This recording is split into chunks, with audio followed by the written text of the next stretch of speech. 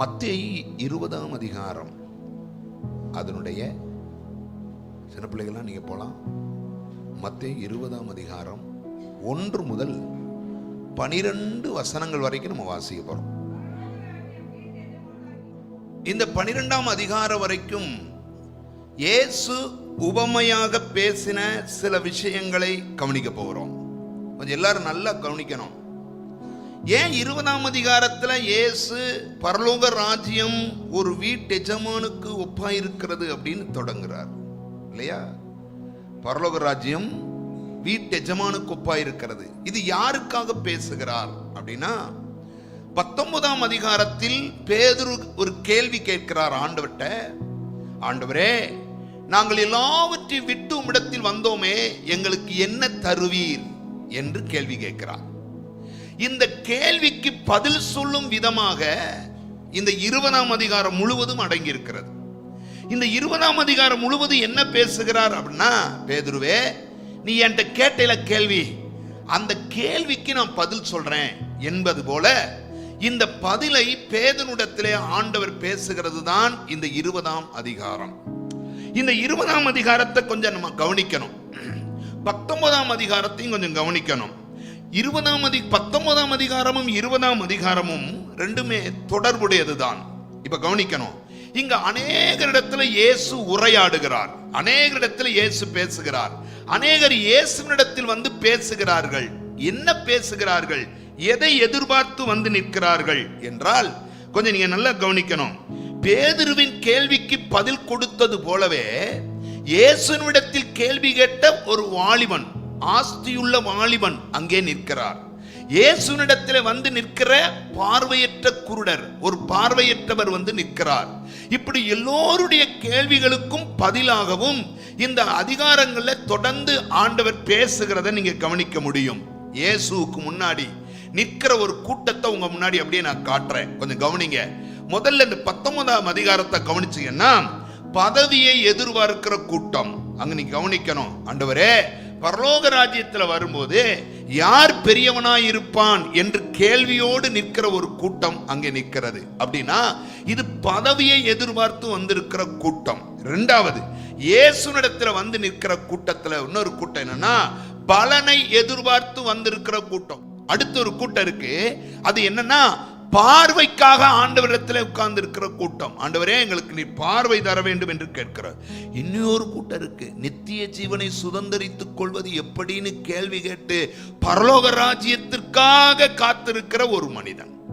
இப்ப நீங்க கவனிக்கணும், பதவியை எதிர்பார்க்கிறவர்களுக்கு நடுவுல, பலனை எதிர்பார்க்கிறவர்களுக்கு நடுவுல, பார்வை எதிர்பார்க்கிறவர்களுக்கு நடுவுல பரலோகத்தை எதிர்பார்க்கிற ஒரு மனிதனும் அங்கே நிற்கிறத பார்க்க முடியும். இப்ப இவர்களுக்கு நடுவுல கொஞ்சம் நீங்க நல்லா கவனிக்கணும். இந்த 20ஆம் அதிகாரத்தில் வாசித்தோம் இல்லையா, ஒரு வீட்டெஜமான் இருக்கிறாரு. அந்த வீட்டெஜமானுக்கு ஒரு திராட்சை தோட்டம் இருக்கிறது.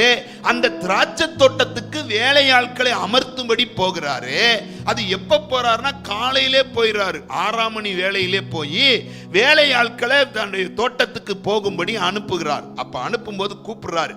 எப்படி கூப்பிடுறாருன்னா, வாங்க என் தோட்டத்துல வந்து என்ன செய்யுங்க, வேலை செய்யுங்க, கூலி பேசி போட்டிருக்கா, என்ன பேசி, கூலி பேசி. அப்ப ஆண்டவர் அவர்களோடு என்ன செஞ்சிருக்காரு, பேசியிருக்காரு. எவ்வளவு சம்பளம் வேணும், எவ்வளவு, இவ்வளவு தாரேன், இவ்வளவு தாரேன். அப்ப அந்த கூலி பேசி ஒரு கூட்டத்தை அனுப்புறாரு. அனுப்பின பிற்பாடு இனி ஒரு கூட்டம் வருது. அந்த எந்த கூட்டம்னா, வேலைக்கு இன்னும் ஆட்கள் தேவை. அப்ப வேலை ஆட்களை தேடி போறாரு. தேடி போகும்போது 3ஆம் மணி நேரத்திலையும் ஒரு கூட்டம் நிக்குது. எத்தனை மணி நேரத்திலையும் அந்த கூட்டத்தை பார்த்து, வாங்க என் தோட்டத்துல வேலை செய்யுங்க என்று சொல்லுகிறார். ஆனா அவங்கள்ட்ட எது பேசல, கூலி பேசல, பேரம் பேசல, கூலி பேசல. போய் வேலை செய்யுங்க, வேலைக்கு தக்க கூலிய வாங்கிக்கோங்க என்று அனுப்புகிறார். அடுத்து அப்படியே 9ஆம் மணி நேரத்துக்கும் வர்றார் இல்லையா, கொஞ்சம் கவனிங்க. 9ஆம் மணி நேரத்துக்கும் போறார், அங்க போய் பேசுறார். அப்ப 9ஆம் மணி நேரத்தில் இருக்கிறவங்கள்ட்டையும் பேசி, வாங்க வேலைக்கு போங்க, கூலி தர்றேன் என்று அவர்களை அனுப்புறார். அடுத்து 11ஆம் மணி நேரத்துக்கு போறார். 12 மணியோட வேலை என்ன செஞ்சிரும், முடிஞ்சிரும். அப்ப 12 மணி வேலை வரைக்கும், இன்னும் 1 மணி நேரம் இருக்கிறது வரைக்கும் வேலையாட்கள் என்ன செய்யறார். அப்ப முதல் பகுதியில் இருக்கிறவங்கள்ட்ட போய் கூலி பேசி அவங்களை கொண்டு போய் தன் தோட்டத்துல வேலைக்கு அமர்த்திட்டு மத்த சும்மா நின்றார்கள் என்று போட்டிருக்கிறது. இவர்கள் யார் என்றால் தெரு முனைகளில் அல்லது அந்த மக்கள் கூடுகிற இடங்கள்ல இவர்கள் நின்று கொண்டிருப்பார்கள். எதற்கு நிற்பார்கள்? யாராவது எங்களுக்கு வேலை கொடுப்பார்களா, யாராவது எங்களை வேலைக்கு கூப்பிடுவாங்களா என்று நிற்கிறவர்கள். இங்க கூட ஒரு கூட்டம் இருக்கும், வேலைக்கு ஆளே இல்லைன்னா இங்க எங்கேயோ ஒரு இடம் சொல்லுவாங்க, என்ன ஒரு தடவை இங்க வேலை பார்த்தப்ப அங்க போனா என்ன செய்யலாம், ஆளை கூட்டிட்டு வந்துடலாம். அப்ப அங்க நிப்பாங்க, அங்க போன உடனே பேரம் பேசுவாங்க, நான் வர்றேன், எனக்கு இவ்வளவு சம்பளம் கொடுங்க, இப்படி வேலை பாருங்க, இப்படி இப்படி அந்த சம்பளம் பேசி கூலி பேசி வர்றாங்க. ஆனா முதல் நபர்கிட்ட ஆண்டவர் கூலி பேசுறாரு, ரெண்டாவது வந்த, மூணாவது வந்த, நாலாவது வந்த யார்கிட்ட ஆண்டவர் என்ன செய்யல, கூலி பேசுற. ஆண்டவருக்கு முன்னாடி பேரம் பேசுகிற பெருங்கூட்டத்துக்கு நடுவுல, பேரம் பேசுகிற பெருங்கூட்டத்துக்கு நடுவுல ஒண்ணுமே பேசாம வேலைக்கு வந்த கூட்டமும் இருக்குது, வேலைக்கு வந்த கூட்டமும் இருக்குது. நல்லா கவனிக்கணும். அப்ப இந்த ரெண்டு பேருக்கு நடுவுல இருக்கிற ஒரு வித்தியாசம் என்ன, கொஞ்சம் கவனிங்க. ரெண்டு பேருக்கு நடுவுல இருக்க வித்தியாசம் என்ன? முந்தி வந்தவர்கள், பிந்தி வந்தவர்கள். ஆண்டவர் சம்பளம் கொடுக்கும் போது யாருக்கு முதல்ல கொடுக்கிறார் அப்படின்னா பிந்தி வந்தவனுக்கு கொடுக்கிறார். யாருக்கு? யாருக்கு தான் முதல்ல சம்பளம் கொடுக்கணும்? முன்னாடி வந்தவர்கள் கொடுக்கணும். கொஞ்சம் எல்லாம் நல்லா கவனிங்க. ஆனா ஆண்டவர் யாருக்கு சம்பளம் கொடுக்கிறாரு? பிந்தி வந்தவர்கள் கொடுக்கிறார். இப்ப கவனிங்க, பிந்தி வந்தவங்களுக்கு எத்தனை பணம் கொடுக்கிறாரு? ஒரு பணம் கொடுக்கிறாரு. சரி, அப்ப பிந்தி வந்தவனா நான் நினைக்கிறேன், இப்படி என்னுடைய கற்பனை நான் சொல்றேன், 11ஆம் மணி வேலையில வந்தவங்களுக்கு ஒரு பணம் கொடுக்கிறாரு. அடுத்து 9ஆம் மணி நேரத்தில் வந்தவங்களுக்கும் ஒரு பணம் கொடுக்கிறாரு. 3ஆம் மணி நேரத்தில் வந்தவர்களுக்கும் ஒரு பணம் கொடுக்கிறாரு. நம்ம கணக்கும் யூத கணக்கும் வேற. நம்ம மணி இங்க எத்தனை மணி? 8 மணினா 6 மணினா யூதர்களுக்கு 12 மணி. அப்படி என்ன செய்யணும்? திருப்பி தான் பார்ப்பாங்க. அதான் அவங்களுடைய கணக்கு. நமக்கு 9 மணினா அவங்களுக்கு 3 மணி. அதான் யூத கணக்கு. இப்ப ஆண்டவர் பேசுறாரு, இப்படி கொடுத்துட்டு கடைசியில 6ஆம் மணி நேரத்துல ஒருத்தனை கூலி பேசி கூட்டு வந்தார்ல, அவன்கிட்ட போய் என்ன கொடுக்கிறாரு? அந்த வீட்டு எஜமான் ஒரு பணம் கொடுக்கிறார். அவன் சொல்றான், ஆண்டவரே, பகலின் உஷ்ணம், பகலின் கஷ்டம், வெயிலின் உஷ்ணம், இது ரெண்டையும் சகித்த, அந்த ரெண்டையும் ஏற்றுக்கிட்ட எங்களை 11ஆம் மணி நேரத்தில் வந்தவனுக்கும் ஒரு பணத்தை கொடுத்துட்டு முன்னாடி வந்த எனக்கு எவ்வளவுதான் கொடுக்கிறீரு? ஒரு பணம் தான் கொடுக்கிறீரே ஐயா, இது என்ன நியாயம்? ஆண்டவர்ட்ட என்ன செய்தார்களாம்? முறுமுறுத்தார்கள், பேரம் பேசினார்கள். ஏன் இப்படி செய்றீங்க அப்படின்னு பேசும்போது இயேசு சொன்ன பதில் தான் இங்க ரொம்ப முக்கியம். இயேசு என்ன சொன்னார்? இயேசு என்ன சொன்னார்? எப்பா இங்க வா கூப்பிடுறார். கூப்பிட்டு என்ன பேசுறாரு பாருங்க, என்ன சொல்றாரு? அவர்களில் ஒருவனுக்கு அவர் பிரதியுத்தரமாக, சிநேகிதனே, நான் உனக்கு அநியாயம் செய்யலப்பா, நீ என்னிடத்துல ஒரு பணத்துக்கு சம்மதித்து வந்தா இல்ல, உன்னுடையதை நீ வாங்கிக்கோ, உனக்கு கொடுத்தது போல பிந்தி வந்தவர்களாகி இவர்களுக்கும் கொடுப்பது என்னுடைய இஷ்டம். என்னுடையதை ஏன் இஷ்டப்படி கொடுக்கிறதுக்கு எனக்கு உரிமை இல்லையா? நான் தயாளனா இருக்கிறபடியால் நீ வன்கண்ணனா இருக்கலாமா? ஆண்டுடைய கேள்வி பார்த்தீங்களா? ஏன் நீ பேரம் பேசி வந்த, இவன் என்ன செய்யல? பேரம் பேசாம வந்தான். நீ வந்து எனக்கு இது இதுன்னு கேட்ட, இவன் எதுவுமே கேட்கல. அப்ப இது எதை குறிக்கிறது, எதை காண்பிக்கிறது அப்படின்னா, இயேசு சொல்ற ஒரு கருத்தை உங்க முன்னாடி வைக்கிறேன், கவனிக்கணும். முந்தி வந்தவர்கள் பலனை எதிர்பார்த்து வந்தார்கள். நாம் முன்னாடி வந்துட்டோம், வேலை செய்யும் போதே கஷ்டத்தை சகிக்கும் போதே சொல்லிட்டே வேலை செய்யறான், முன்னாடி வந்துட்டோம், நமக்கு ரொம்ப கொடுப்பாரு. ஆனா ஆண்டவர் என்ன, அந்த வீட்டஜமான் என்னன்னா ஒன்னோல கொடுத்த உடனே கோவம் வந்துருச்சு. ஐயா, நான் காலையில இருந்து சாயங்காலம் வரை வேலை பார்த்திருக்கேன், சாயங்காலம் 5 மணிக்கு வந்து 6 மணிக்கு வேலையை முடிச்சவனுக்கு இவ்வளவு சம்பளம், எனக்கு அதே சம்பளமா? எங்களை எப்படி அவர்களுக்கு சமமாக்கலாம், ஈக்குவல் ஆக்கலான்னு ஒரே வாக்குவாதம் ஆண்டவர்ட்ட. உடனே ஏன் சொல்றாரு, இங்க வா, நீ பேசி வந்த பணத்தை உனக்கு கொடுத்தன்ல, மறுக்கலையில உனக்கு கொடுத்தன்ல, என்னுடையத ஏன் இஷ்டப்படி கொடுக்க எனக்கு அதிகாரம் இல்லையா? இப்ப இங்க சொல்ல வர்ற கருத்து என்ன? சொல்ல வர்ற கருத்து என்ன? ஆண்டவர் சொல்றாரு, எப்பா நான் உனக்கு கொடுக்கறத நீ வாங்கிக்கோ, நான் உனக்கு தர்றத வாங்கிக்கோ, இவனுக்கு என்ன தர வேண்டும் என்பதை நான் பார்க்க சொல்லாத, நான் தான் செய்வேன். கவனிங்க, 3ஆம் மணி நேரத்தில் வந்தவங்க, 9ஆம் மணி நேரத்தில் வந்தவங்க, 11ஆம் மணி நேரத்தில் வந்தவங்க எதையும் கேட்கல, எதையும் கேட்கல. அவங்க என்ன சொன்னாங்க? ஐயா நீர் என்ன தர்றீரோ தார், நீர் அந்த ஒரு பணம் அதுக்கு நீர் குறைவா கொடுத்தாலும் வாங்கிக்கிறோம். எதையும் கேட்கல. இவங்க யார் தெரியுமா? நீர் என்ன செய்கிறீரோ அதை எங்களுக்கு செய்யும், நீர் என்ன கொடுக்கிறீரோ அதை எங்களுக்கு கொடும் என்று இருக்கிறவர்கள். அப்ப வாழ்க்கையில இன்னைக்கு இந்த கருத்தை, இந்த இடத்திலிருந்து சில விஷயங்களை உங்களோடு சொல்லணும்னு விரும்புற விஷயம் என்னன்னா, நம்ம வாழ்க்கையில நம்ம முடிவுகளை எடுக்கிற இடத்தில் இருக்கக்கூடாது. எனக்கு ஆண்டவர் என்ன செய்யணும்னு நினைக்கிறாரோ அவர் செய்யும்படி நம்முடைய முடிவுகளை அவர் கையில விட்டுறணும். என் முடிவு யார் கையில தான் இருக்கணும்? அவர் 2 பணம் கொடுத்தால் என்ன, 1 பணம் கொடுத்தால் என்ன, 4 பணம் கொடுத்தால் என்ன, அதுக்கு அரை பணம் கொடுத்தா கூட பிரச்சனை கிடையாது. அவர் பார்த்து எனக்கு, அவங்க உழைப்பை நம்பினாங்க, இவர் கிருபையை நம்பினார். புரியுதா? கூலி பேசினவர்கள் யூதர்கள், எந்ததையும் எதிர்பாராம வந்தவர்கள் புறஜாதிகள், அதான் நம்ம. ஆமென். சம்பளம் பேசின கூட்டத்துக்கு நடுவுல சமர்ப்பணம் பண்ணி வந்த ஒரு கூட்டம். இன்னைக்கு ஆண்டவர் அதைத்தான் எதிர்பார்க்கிறாரு. எதையாவது எனக்கு தாரும் என்று கேட்டு வருகிற கூட்டம் அல்ல, நீர் எனக்கு என்ன செய்தாலும் பரவாயில்லை என்று ஒப்பு கொடுக்கிற கூட்டத்தை ஆண்டவர் இந்த காலையில எதிர்பார்க்கிறார். ஆமென். அப்ப நீங்களும் நானும் அப்படித்தான் இருக்கணும்ன்றது ஆண்டவருடைய எதிர்பார்ப்பு.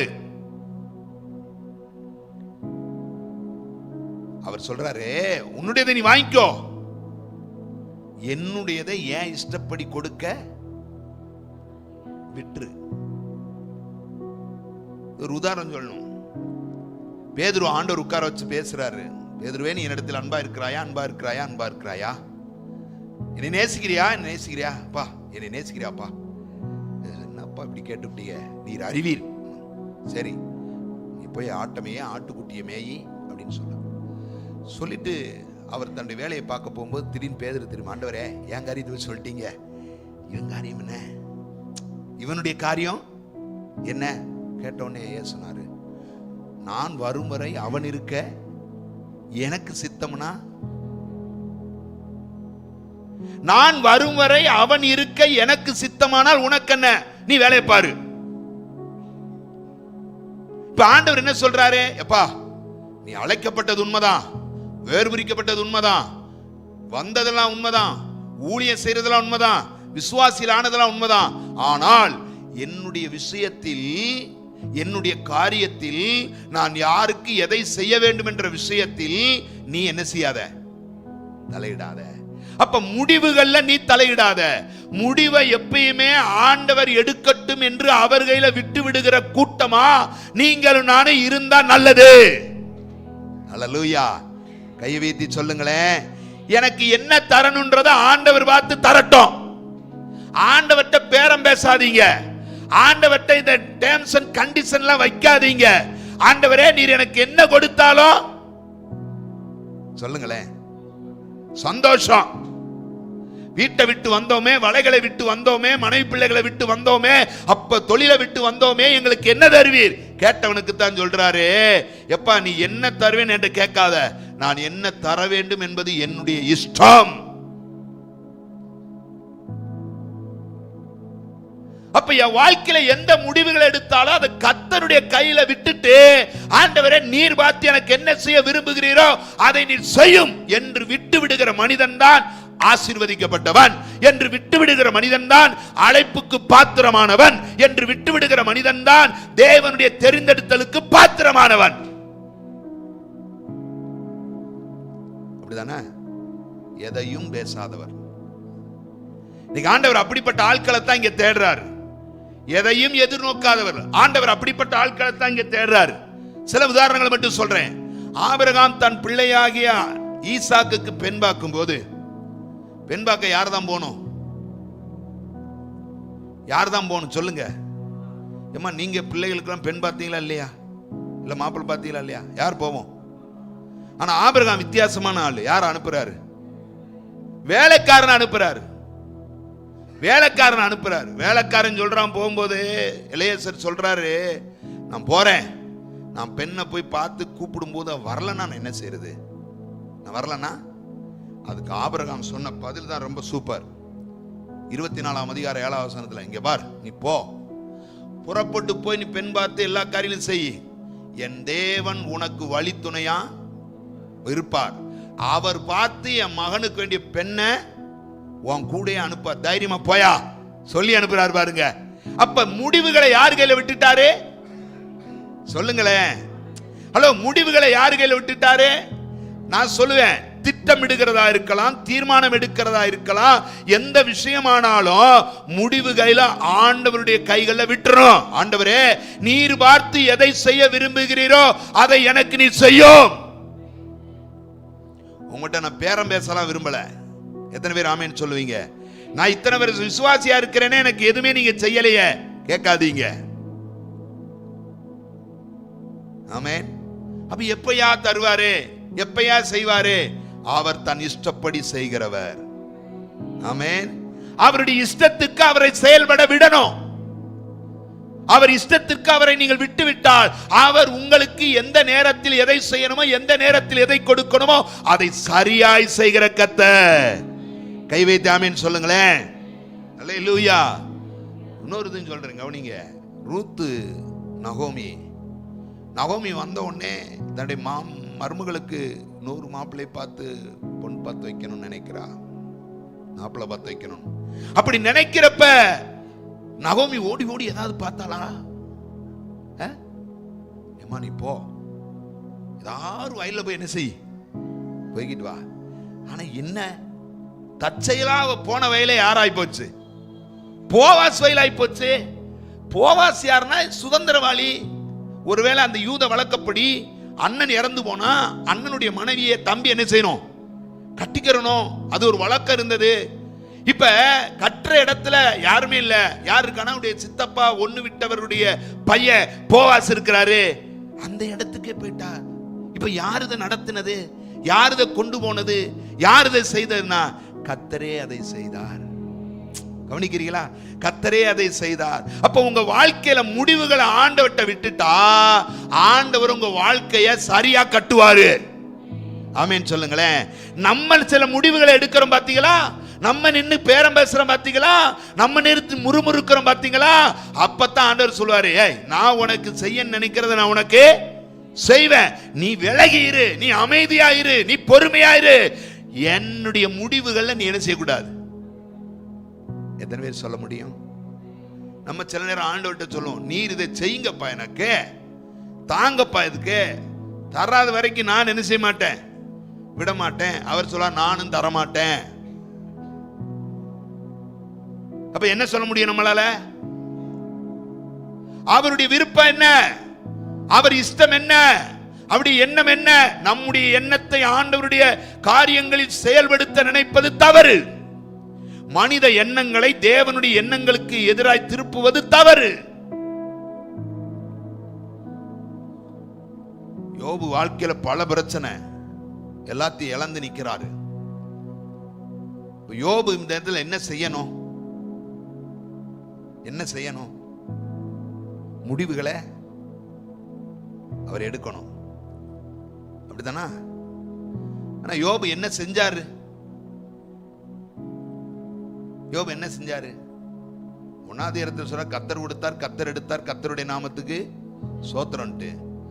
நீ என் வாழ்க்கையில் எந்த முடிவு எடுத்தாலும் நீங்க விடுங்கப்பா. யார்கிட்ட விட்டுட்டாரு? நல்லா சொல்ல, யார்கிட்ட விட்டாரு? 42ஆம் அதிகாரம் 2ஆம் வசனம் என்ன போட்டிருக்கு? தேவரின் சகலத்தையும் செய்ய வல்லவர், நீ செய்ய நினைத்தது ஒன்றும் தடைபடாது. நல்லா கையை உயர்த்தி சொல்லுங்களேன். நீ செய்ய நினைத்தது அப்படின்னா என்ன அர்த்தம்? என் வாழ்க்கையுடைய முடிவு உங்க கையில விட்டுறேன், நீங்க பார்த்து எதனாலும் அப்ப ஆண்டவர் என்ன செஞ்சாரு? அவ இழந்ததை ரெட்டிப்பா திரும்ப கொடுத்தாரு. கைவியத்தி சொல்லுங்க, ரெட்டிப்பா திரும்ப கொடுத்தாரு. தேவ மக்களே, ஆண்டவருடைய இஷ்டத்துக்கு உங்க வாழ்க்கையை விட்டு கொடுங்க. ஆமென் சொல்லுங்களேன். உங்க வாழ்க்கையில எந்த காரியமானாலும், ஒருவேளை அது திருமணமானாலும், அது ஒரு வேலையானாலும், அது ஒருவேளை எதிர்காலமானாலும், அது ஒருவேளை பிள்ளை பேரானாலும், உடைய வாழ்க்கையின் காரியத்தை ஆண்டவருக்கு விட்டு கொடுங்க. ஆண்டவர் முடிவெடுக்க விட்டு கொடுங்க. நீங்க உட்கார்ந்து அவரிடத்துல பேரம் பேசி அவரிடத்துல முறுமுறுக்கிறத விட்டுட்டு, ஆண்டவரே நீர் என்ன தந்தாலும் பரவாயில்லை, எவ்வளவு கூலி கொடுத்தாலும் பரவாயில்லை என்று சொல்லுகிற பிந்தி வந்தவர்களை போல நம்ம இருந்தோம்னா ஆண்டவர் எதிர்பார்க்கிற எல்லாம் நம்ம வாழ்க்கையில நடக்கும். அல்லேலூயா. எனக்கு ஒரு கேள்வி, ஆண்டவருடைய கைகளில் விட்டுட்டா ஆண்டவர் நல்ல முடிவுகளை தருவாரா தரமாட்டாரா? எத்தனை பேர் அதை விசுவாசிக்கிறீங்க? ஆண்டவர் கைகளில் உங்க வாழ்க்கையை விட்டுட்டா அவர் பார்த்து நல்ல கூலி தருவாரா தரமாட்டாரா? தருவாரா தரமாட்டாரா? எங்க கேட்கிறா, நான் விட்டுட்டு வந்தேனே எனக்கு என்ன தருவீர்? கேட்டதுனாலே இந்த விளக்கம்லாம் சொல்றாரு. ஏய், நான் என்ன செய்யறேன் அதை மட்டும் கேள்ப்பா, பேசாம இருப்பா. நம்ம ஆண்டவர் முடிவெடுப்பதில் சிறந்தவர். என்னைக்காவது உங்க வாழ்க்கையில அவர் முடிவெடுக்கிறதுல தாமதிச்சிருக்கலாம், ஆனா சரியான முடிவுகளை தான் எடுப்பாரு. எத்தனை பேர் நம்புறீங்க? முடிவெடுக்கிறதுல தாமதிச்சிருக்கலாம், ஆனா அவர் சரியான முடிவு தான் எடுப்பார். ஒழிய நம்மை போல குறைவான, நம்மை போல ஒருவேளை நமக்கு தீமை உண்டாக்குற முடிவுகளை அவர் எடுக்கவே மாட்டார். அதைத்தான் எரேமியா தீர்க்கதரிசி சொன்னார். என்ன சொன்னாரு? வாசிங்களேன். எரேமியா 29ஆம் அதிகாரம் 10 முதல் 13 வசனங்கள் வரை அங்க வாசிக்க முடியும்.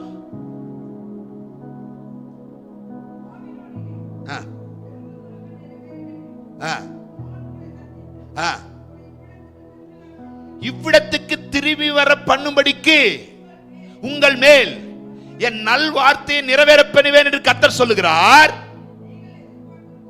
அந்த வார்த்தை நீங்க கவனி. நீங்கள் எதிர்பார்த்திருக்கும் முடிவை உங்களுக்கு கொடுக்கும்படி நான் உங்கள் பேரில் நினைத்திருக்கிற நினைவுகளை அறிவேன்.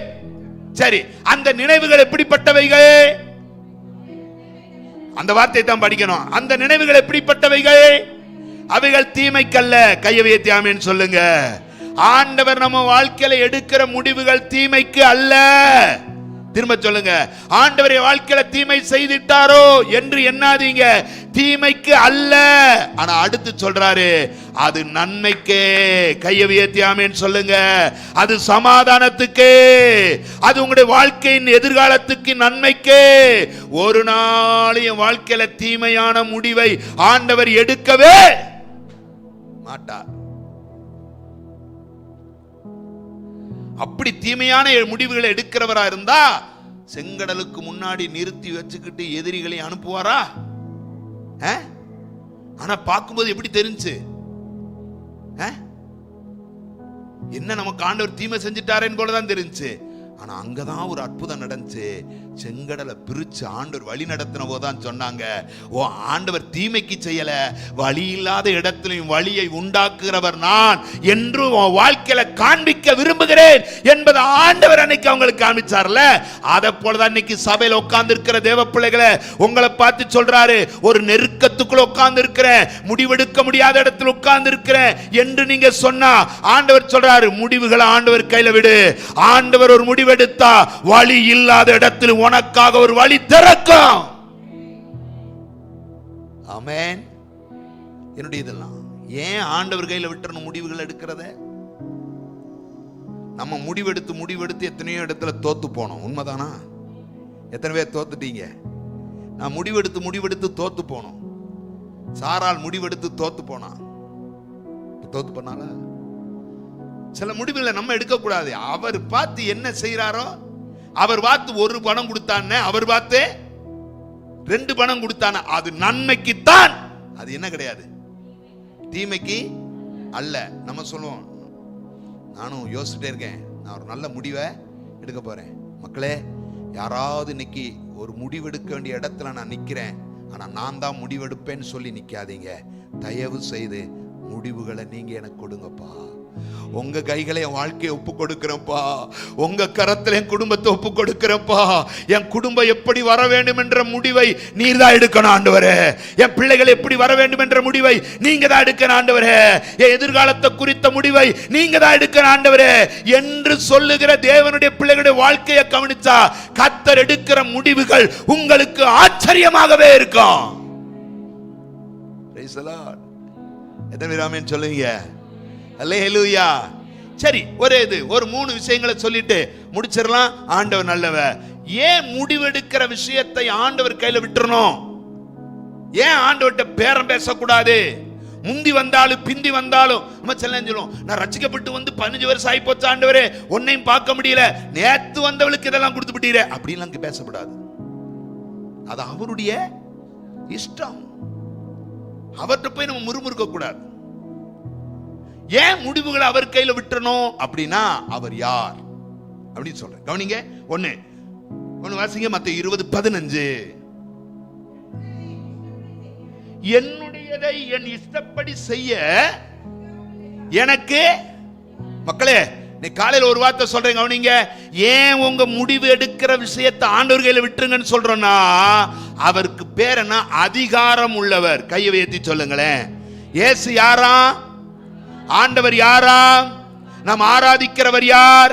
நல்லா சொல்லுங்க, வாய் திறந்து சொல்லுங்க. அவர் யார்? அதிகாரம் உள்ளவர். சொல்லுங்க, அதிகாரம் உள்ளவர். அவர் எதின் மேலெல்லாம் அதிகாரம் உள்ளவர். தானியேல் 5ஆம் அதிகாரம் 23ஆம் வசனத்தில் போட்டிருக்கு, மனிதனுடைய வழியின் மேல் அதிகாரம் உள்ளவர். அவர் அதிகாரம் உள்ளவர். மனிதனுடைய ஜீவனின் மேல் அதிகாரம் உள்ளவர். அவர் அதிகாரம் உள்ளவர். வானத்திலேயும் பூமியிலேயும் அவர் அதிகாரம் உள்ளவர். அவருடைய அதிகாரத்துக்கு கட்டுப்படாத ஒன்று இந்த உலகத்தில் இல்ல. ஆமென், ஆமென். எத்தனை பேர் சொல்லுவீங்க? நம்ம எல்லாம் இப்ப யாரு கீழே இருக்கிறோம்? நல்லா சொல்லு, யாரு கீழே இருக்கிறோம்? அதிகாரமுடைய இயேசுவுக்கு கீழே இருக்கிறோம். ஆமென். அப்ப நீங்க ஒன்னு புரிஞ்சுக்கணும், இவர் அதிகாரம் உள்ளவர். இவர் அதிகாரத்தை கொண்டு எதை வேண்டுமானாலும் செய்வார். இவருடைய அதிகாரத்துக்கு மிஞ்சின அதிகாரம் சொல்லுங்க, அது பிரதமரா இருந்தா கூட கிடையாது, அது முதலமைச்சரா இருந்தா கூட கிடையாது. சொல்லுங்க, அது உலகத்திலே உலகத்திலே பெரிய பதவி எது தெரியுமா? உலகத்திலே பெரிய பதவி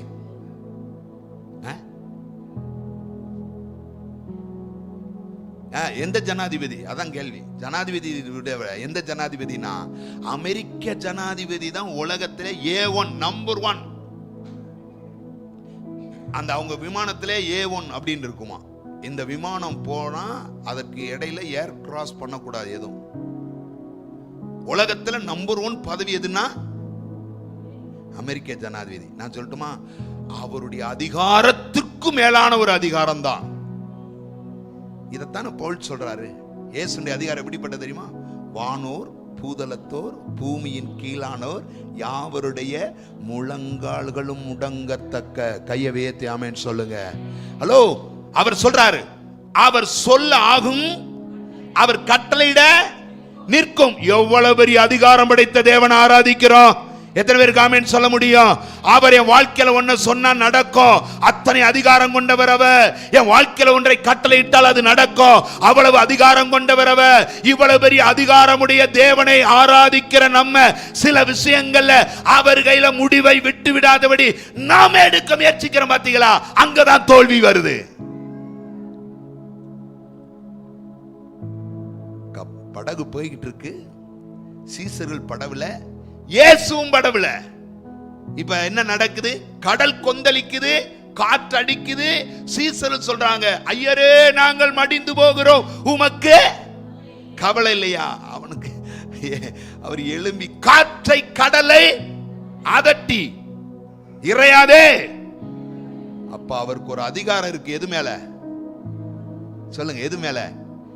எத்தனை பேர் சொல்ல முடியும்? உங்க பிரச்சனைக்கு மேல அவருக்கு ஒரு அதிகாரம் இருக்கு. நம்புறீங்களா? உங்களை மூழ்கடிக்க நினைக்கிற பிரச்சனைக்கு மேல அவருக்கு ஒரு அதிகாரம் இருக்கு. உங்களை பாழாக்க நினைக்கிற பிரச்சனைகளுக்கு மேல அதிகாரம் இருக்கு. அவர் சொல்றாரு, காற்றே கடலே அமைதலாரு. என் பிள்ளைய தொந்தரவு பண்ணாத, என் பிள்ளையுடைய பயணத்தை தடுக்காத, அவங்க முன்னேற்றத்தை தடுக்காத, அவங்க வாழ்க்கையை தடுக்காத என்று கட்டளையிட்டு நிறுத்துகிற ஒரு அதிகாரம் நம்முடைய இயேசுவுக்கு இருக்கியா? எத்தனை பேர் ஆமென் சொல்ல முடியும்?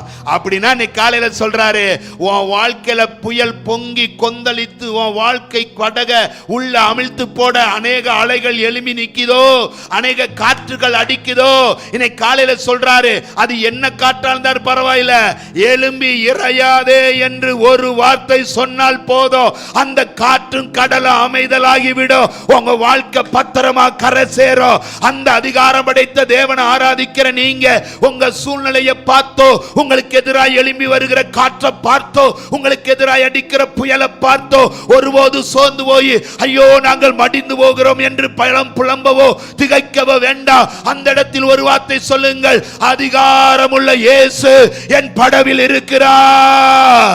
எத்தனை பேர் சொல்ல முடியும்? அதிகாரமுள்ள இயேசு என் வாழ்க்கையில் இருக்கிறார். சகல தீமைகளையும் ஜெயிக்கிற இயேசு என் வாழ்க்கையில் இருக்கிறார். எத்தனை புயல் எழும்பி வந்தாலும் அவைகளை தாண்டி முன்னேற. ஆமென். அதனாலதான் யோபுல வாசிக்கிறோம் 9ஆம் அதிகாரத்துல 9:12 ஒரு வசனம் ரொம்ப அற்புதமா இருக்கும். என்ன தெரியுமா? இதோ அவர் பறித்து கொண்டு போகிறார், அவரை மரிப்பவன் யார்? நீர் என்ன செய்கிறீர் என்று அவரை கேட்பவன் யார்? யார்? அவர் உன்னை செஞ்சா யோ என்னையா பறிக்கிறீர்னு யாரும் கேட்க முடியாது. உட்கார்ந்து இருக்கிற நம்ம உயிரை டபக்குன்னு எடுத்துக்கிட்டாருன்னா நம்ம ஏயா எடுத்தனே? மனித உயிர்களின் மேல் அதிகாரம் கொண்டவர் தெரியுமா? உங்களுடைய ஜீவன் இன்னைக்கு காக்கப்பட்டிருக்குன்னா அவருடைய அதிகாரம் உங்க வாழ்க்கையில் என்ன செஞ்சிட்டு இருக்குன்னு அர்த்தம்.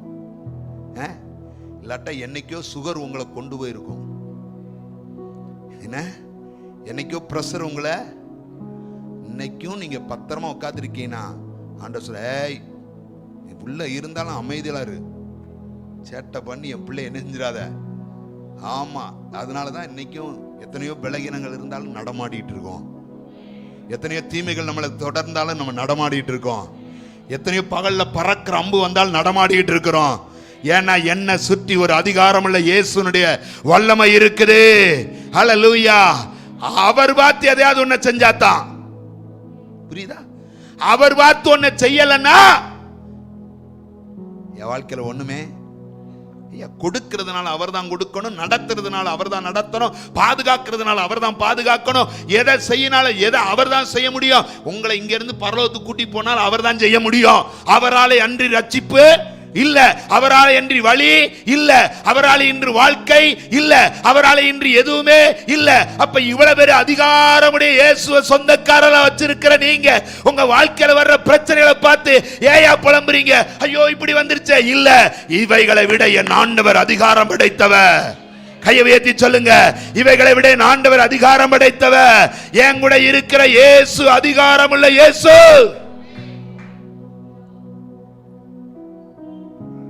அல்லேலூயா. அவர் பார்த்து ஒன்றை செய்ய நினைத்தால் எதுவும் நடக்கும்.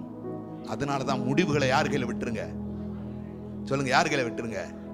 உங்க வாழ்க்கைக்குரிய முடிவுகளை, உங்க எதிர்காலத்தின் முடிவுகளை, உங்களுடைய ஆவிக்குரிய ஜீவியத்தின் காரியத்தை அவர் கையில விடுங்க. விட்டுட்டு சொல்லுங்க, ஆண்டவரே நீர் பார்த்து என்ன செய்ய நினைக்கிறீரோ செய்யுங்கப்பா, இனி நான் அல்ல.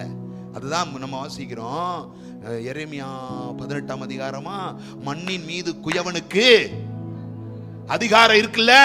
ஒரு குயவன் மண்ணை எடுத்து என்ன செய்யறான்? என்ன செய்யறாரு? அடிக்கிறார், தட்டுறார், விதைக்கிறாரு. ஒரு இதை உடைச்சு மறுபடி செய்ய அவருக்கு என்ன இருக்கு?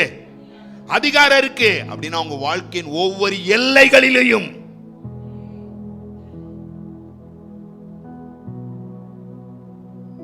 காலையில சொல்ல முடியுமா?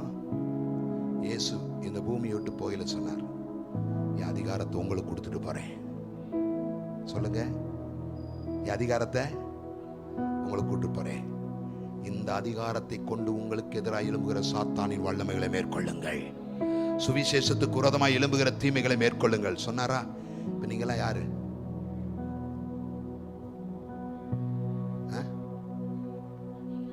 சர்ப்பங்களை மிதிப்பீர்கள், சர்ப்பங்களை மிதிப்பீர்கள், சாவுக்கு எதுவனை குடித்தாலும் ஒன்றும் உங்களை சேதப்படுத்தாது. இதெல்லாம் யாரு? இந்த அதிகாரத்தை பேதுரு அறிஞ்சதுனாலதான் வெள்ளியும் பொண்ணும் என்னிடத்தில் இல்லை, இயேசுவின் நாமத்தில் எழுந்து நடனா. ஆமென், அல்லேலூயா. இன்னைக்கு பல நேரம் நம்மள்ட்ட இருக்கிறது புரியாததுனாலதான் உட்கார்ந்து புலம்புறோம், அழுகிறோம், தவிக்கிறோம். வேண்டாயா, ஒரு அதிகாரம்ல இயேசு எங்கூட இருக்கிறார். அல்லேலூயா, அல்லேலூயா. நம்ம எல்லாரும் ஒன்றா சேர்ந்து நிற்போம். இந்த அதிகாரத்துள்ள இயேசுடைய கைகள் நம்முடைய வாழ்க்கையை ஒப்பு கொடுப்போம். சொல்லுங்க, என் முடிவு அல்ல ஆண்டவரே, உம்முடைய சித்தத்துக்கு ஒப்பு கொடுக்கிறோம். இரண்டாவது, அவர் யார்? வாசிங்க அதே வசனம். நான் தயாளனாய் இருக்கிறபடியால். நீ யாரா இருக்கலாமா? அவர் அதிகாரம் உள்ளவர் மட்டும் இல்லையா, அவர் யாரு? தயாளன். கையை உயர்த்தி சொல்லுங்க, நம்ம ஆண்டவர் யாரு? தயாளன். அவர் அதிகாரத்தோடு செயல்படுகிறார். தம்முடைய ஜனங்கள் வரும்போது தயாளம் உள்ளவராய் இருக்கிறார். ஆமென். இயேசு தயாளம் உள்ளவர். எங்க பார்க்கலாம்? கானாவூர் கல்யாண வீட்டில் பார்க்கலாம். இயேசு தயாளம் உள்ளவர். எங்க பார்க்கலாம்? அஞ்சப்ப 2 மீனை கையில வச்சிருந்த போது பார்க்கலாம். இயேசு தயாளம் உள்ளவர். எங்க பார்க்கலாம்? ஒரு ஊழியக்காரருடைய மனைவி கணவன் இழந்து கடன் பட்டு நஷ்டத்தில் நின்ற போது ஒரு கொடை எண்ணெயை வச்சுக்கிட்டு நின்னாலே அங்க பார்க்கலாம். இயேசு தயாளம் உள்ளவர். எங்க பார்க்கலாம்? காற்றையும் காண மாட்டாய், மழையும் பார்க்க மாட்டாய், ஆனால் வாய்க்கால்கள் நிரப்பப்படும் சொன்னாங்க பத்திலா, அந்த இடத்துல பார்க்கலாம். ஆமென். இயேசு தயாளம் உள்ளவர். தயாளன் என்ன? இரக்கமா? தயாளம் தாராள குணம் கொண்டவர், தாராள அள்ளி கொடுப்பவர். அதனாலதான் பைபிள் ஒரு அமுக்கி குலுக்கி சரிந்து விழும்படி உங்கள் மடிகளிலே அளந்து போடுகிறவர். எத்தனை பேர் நம்புறீங்க? ஆண்டவர் தயாள குணம் கொண்டவர். அல்லேலூயா. நான் சொல்லட்டுமா? தன்னை தேடி வந்த ரூத்திற்கு, வயல்ல பொறுக்கிக்கிட்டு இருந்த ரூத்திற்கு கூப்பிட்டு, நீ வயல்ல பொறுக்க வேண்டாம், இந்தா 4 மரக்காக்கு வார்கோதுமை எடுத்துட்டு வீட்டுக்கு போன்னு சொல்லி ஒரு பெண்ணை அனுப்பி வைக்க ஒரு போவாசால முடியும்னா, தன் தோட்டத்துக்கு வந்தவளை சும்மா அனுப்பக்கூடாது, குறைந்த மடியோடு அனுப்பக்கூடாது, நிறைவா அனுப்பணும்னு ஒரு போவாசுக்கு சொல்ல தெரியுமனா, இந்த ஆலயத்துக்குள் வந்த உங்களை சும்மா அனுப்பக்கூடாது என்பது என் ஆண்டவருக்கு தெரியுமா தெரியாதா? என் ஆண்டவர் தன்னுடைய தயாள குணத்தினால உங்களை நிரப்பி அனுப்ப விரும்புகிறார். கையை உயர்த்தி ஆமென் சொல்லுங்களேன். எதிலே குறையோடு இருக்கிறீர்களோ அந்த குறைகளில் அவர் தயாள வெளிப்பட போகிறார். எதிலே குறையுள்ளவர்களாய் இருக்கிறீர்களோ அந்த குறையிலே அவருடைய தயாள வெளிப்பட போகிறது. சரீர ஆரோக்கியத்தில் குறையா அவருடைய தயாள வெளிப்படுகிறது. வரங்களில் குறையா அவருடைய தயாள வெளிப்படுகிறது. ஆவிக்குரிய காரியத்தில் குறையா அவருடைய தயாள வெளிப்படுகிறது. ஓ எண்ணெய் தொட்டி குறையா அவருடைய தயாள வெளிப்படுகிறது. ஓ வீட்டில் திராட்சரசம் குறையா அவருடைய தயாள வெளிப்படுகிறது. அவருடைய தயாளம் கொண்டு உன்னை நிரப்புகிற ஆண்டவர் இன்னைக்கு காலையில சொல்றார், என்ன கிடைக்கும் என்று போராடுகிறவங்களை பார்த்து முடிவை என் கையில விட்டு உன் பாத்திரங்களை நிரப்பவும் முடியும், உன் மடியை நிரப்பவும் முடியும், உன் வாழ்க்கையை நான் சம்பூர்ணம் மாற்றவும் முடியும். ஏனென்றால் என் தயாளம் கொண்டு உன்னை நிரப்புகிறவர். அல்லேலூயா. நீங்க கவனிச்சு பார்த்தா தெரியும், அவர் தயாளம் கொண்டவன் இருக்கு. 5 அப்ப 2 மீனை 5000 பேர் கொடுத்துட்டு அப்படியே நிறுத்திரல, மீதம் 12 கூட எடுக்க உதவி செய்தாராம்ல.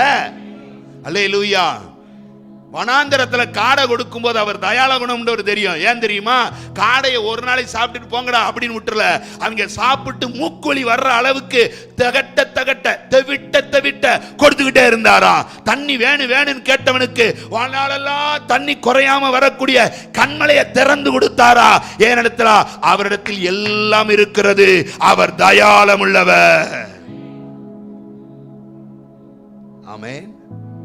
தான் வீட்டுக்கு வந்த ஷேபா நாட்டு ராஜஸ்திரி அவ வந்து கேட்கிறான், என்ன வேணும்னு கேட்டான் சாலமன். என்ன வேணும்? அவ வரும்போது வெள்ளியும் பொண்ணும் கொண்டு வந்து கொடுக்குறான். அதை பார்த்துட்டு, உனக்கு என்ன வேணும்? என்ன வேணாலும் எடுத்துட்டு போ. நிறைவா கொடுத்து விட்டான், சம்பூர்ணமா கொடுத்து விட்டான். தன்னை தேடி வந்தவளுக்கு சாலமோன் ராஜா இவ்வளவு நிறைவா கொடுப்பார்னா, அவரை தேடி இன்னைக்கு இந்த ஆலயத்துக்குள்ள வந்த உங்களை ஆண்டவர் நிறைச்சு அனுப்பாம விடுவாரா? இன்னைக்கு ஆண்டவர் காலையில் யாரை பார்த்து சொல்றாரு, மகளே உன் வாழ்க்கை இன்னும் நிறைவடையிலேயே, பூர்த்தி அடையிலையே, குறையோடு தானே நீ போராடுற, நிறைவில்லாம அது வாழ்க்கையில புலம்புறையில நீ ஆண்டவர் சொல்றாரு, என் தயாளவும் மடியை நிரப்ப போகுது, என் தயாளவும் வாழ்க்கையை நிரப்ப போகுது, உன்னை நான் நிரப்புகிற காலத்துக்கு நேரான உன்னை நடத்த விரும்புறேன்றாரு. எத்தனை பேர் பெற்றுக்கிற விரும்புறீங்க? உங்க வாழ்க்கையில கையை உயர்த்தி சொல்லுங்க, ஆமே அந்த நிறைவியம் வாழ்க்கையில உண்டாகட்டப்பா, அந்த நிறைவியம் குடும்பத்துல உண்டாகட்டப்பா, அந்த நிறைவியம் பிள்ளைகளுக்குள்ள உண்டாகட்டப்பா. ஒரு தயாளத்தை கத்தரங்களுக்குள்ள அனுப்புவீராக, ஒரு நிறைவான காரியங்களை கத்தரங்களுக்குள்ள அனுப்புவீராக. கர்த்தருடைய செயல் ஆச்சரியமா மாறும்.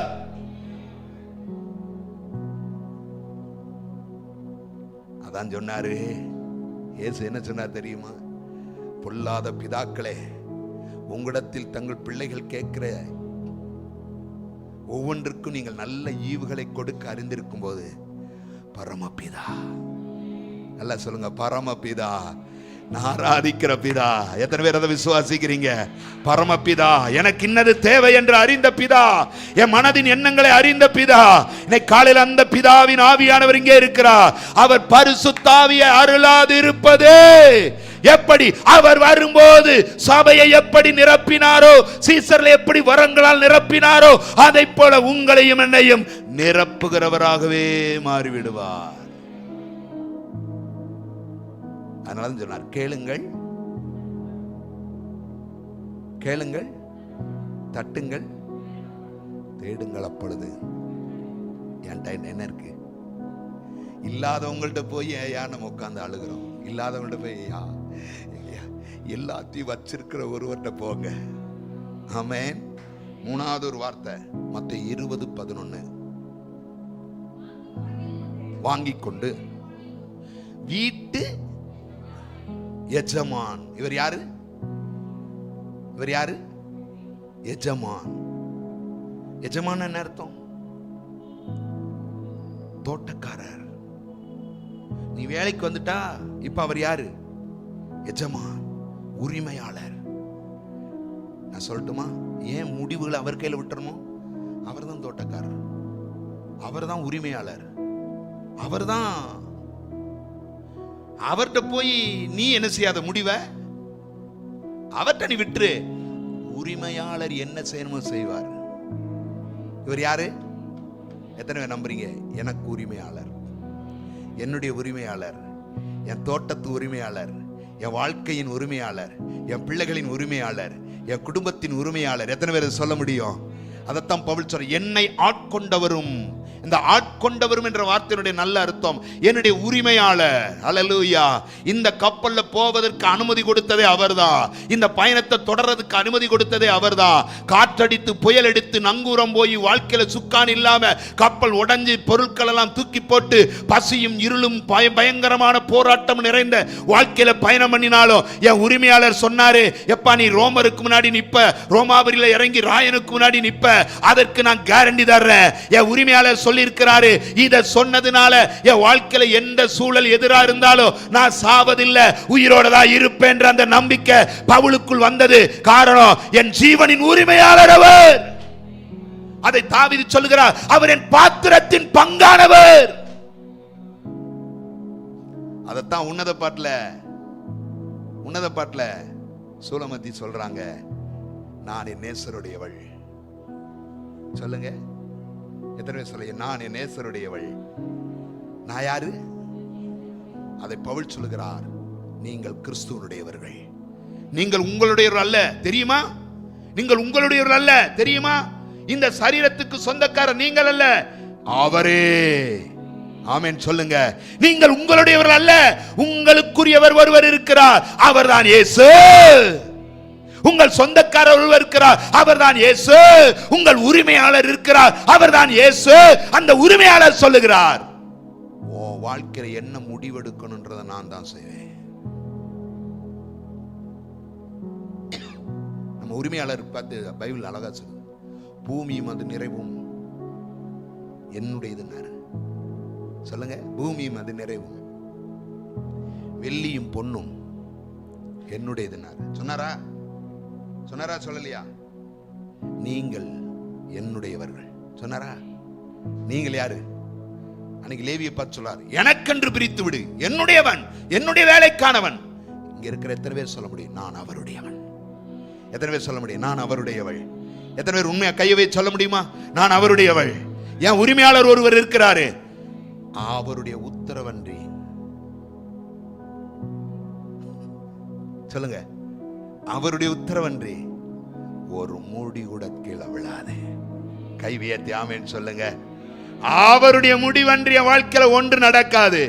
அன்பு தேவப்பிள்ளையே, பிரச்சனைகளும் போராட்டங்களும் நெருங்கி நின்று வாழ்க்கையை அழிந்து போவது போல, அமிழ்ந்து போவது போல சூழல் எழும்பலாம். ஆனா கர்த்தர் சொல்றாரு, முடிவெடுக்கிற இடத்துல நான் நிக்கிறேன், உன் ஜீவனை காப்பாற்ற இடத்துல நான் நிக்கிறேன், வாழ்க்கையை நடத்துற இடத்துல நான் நிக்கிறேன். நீ முந்தி வந்தவனோ பிந்தி வந்தவனோ, முந்தி ரட்சிக்கப்பட்டவர்களோ பிந்தி ரட்சிக்கப்பட்டவர்களோ, ஆண்டவர்கிட்ட பேரம் பேசாம, ஆண்டவரை நீங்க பார்த்து எனக்கு என்ன செய்றீங்களோ அதை செய்யுங்கன்னு உங்க வாழ்க்கையை அவர் கையில விட்டுட்டா, அவர் உங்க வாழ்க்கையில என்ன செய்யணுமோ அதை செய்வார். உங்களுக்கு எதை தரணுமோ அதை தருவார். உங்களை எப்படி நடத்தணுமோ அப்படி நடத்துவார். உங்களுக்கு எதை கொடுத்து உங்களை மேன்மைப்படுத்தணுமோ மேன்மைப்படுத்துவார். அது அவருடையது. ஆமென் சொல்லுங்க. யோசேப்பு வாழ்க்கையில தீமை செஞ்சுட்டு அழிச்சிட நினைச்சாங்க. சொப்பனம் கொடுத்து சொப்பனம் பார்த்தான், அதை பார்த்தான், சொப்பனக்கார வர்றானா, ஐயோ சொப்பனம் கொடுத்தது ஆண்டவர், சொப்பனம் கொடுத்து காத்தது ஆண்டவர், அவனுக்கு வேண்டியது செய்வேன்னு சொன்னது ஆண்டவர். இத்தனையோ பேர் அவனுக்கு எதிராக பொறாமப்பட்டாலும் அவன் சொல்றான், நானா ஏன் மேல இந்த மாதிரி பொறாமப்படுறீங்க, ஆண்டவர் பார்த்து என்னை உயர்த்த நினைச்சிருக்காரு. அப்படி சிலர் ஆண்டவர் இங்க உயர்த்துவாரு. நம்புறீங்களா? சில சொப்பனக்காரர்களை கர்த்தர் உயர்த்துவார், சில தரிசனக்காரர்களை ஆண்டவர் உயர்த்துவார். முடிவுகள் அவர் கையில் விட்டுட்டு, நீங்க எனக்கு என்ன கொடுத்தாலும், ஒரு பணம் கொடுத்தாலும் சந்தோஷம், நான் முறுமுறுக்க மாட்டேன்ப்பா, நான் எது சொல்ல மாட்டேன்ப்பா, உங்க கைகளை வாழ்க்கையை கொடுக்கிறேன். எத்தனை பேர் சொல்லுவீங்க? எத்தனை பேர் சொல்லுவீங்க? கர்த்தர் உங்களை ஆசீர்வதிப்பார். கண்ண மூடுவோமா?